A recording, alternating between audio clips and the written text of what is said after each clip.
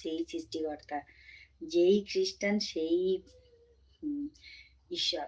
তো যাই হোক, ভগবান আল্লাহ ও ঈশ্বর একই ব্যক্তি, জানি তো।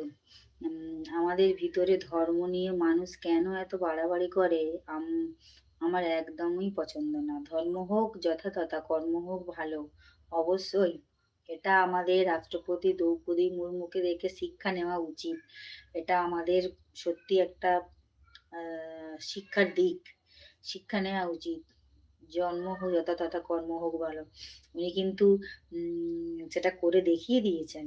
আমাদের রাষ্ট্রপতি দ্রৌপদী মুর্মুর কথা ভাবলে হ্যাঁ, সত্যি অবিশ্বাস্য। উনি করে দেখিয়ে দিতে পেরেছেন।